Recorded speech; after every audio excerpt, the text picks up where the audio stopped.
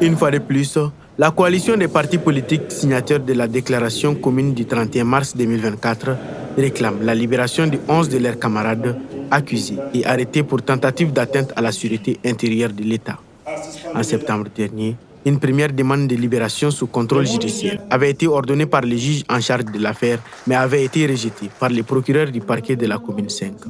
Des démarches entreprises par des leaders religieux et coutumiers, entre autres, n'ont pas permis aussi d'obtenir leur libération.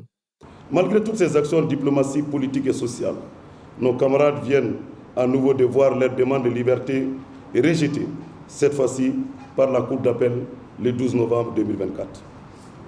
Les partis signataires de la déclaration du 31 mars, considérant cet acharnement incompréhensible contre les leaders politiques dans l'exercice démocratique de leurs droits constitutionnels, en appellent aux autorités de la transition pour qu'elles libèrent dans les meilleurs délais tous les détenus politiques. Les familles des 11 détenus ont exprimé leur soutien en leur faveur.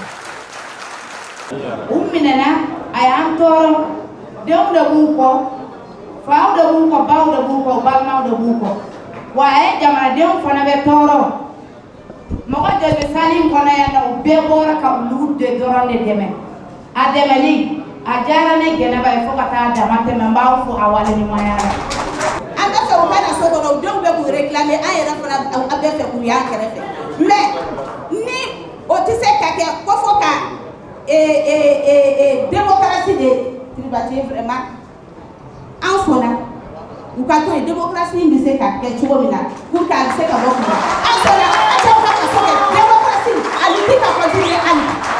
Libérer les prisonniers d'opinion, confrontons les propositions et rebâtissons ensemble le Mali, tel était le slogan au centre de cette conférence de presse.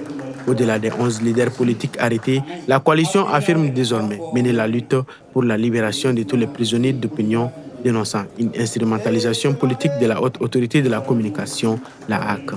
Que notre combat, en tout cas officiellement pas d'aujourd'hui, s'étend au-delà des 11 et embrasse tous les prisonniers d'opinion.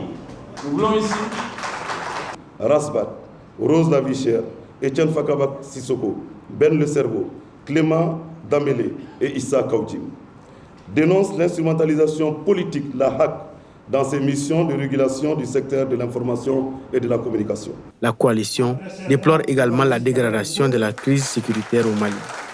Les partis signataires déplorent que pendant que les voix dissidentes sont étouffées, la situation sécuritaire au Mali se détériore davantage, marquée par des attaques terroristes récentes dans le centre du pays, notamment à Badiangara.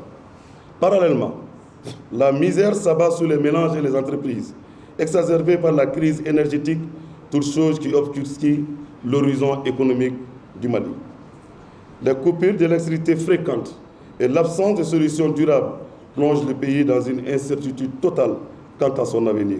Il convient de rappeler que les 11 responsables politiques sont détenus depuis 5 mois. Le mardi 12 novembre, la Cour d'appel a rejeté la demande de mise en liberté provisoire présentée par leurs avocats. Cette décision fait suite à celle du parquet de la commune 5.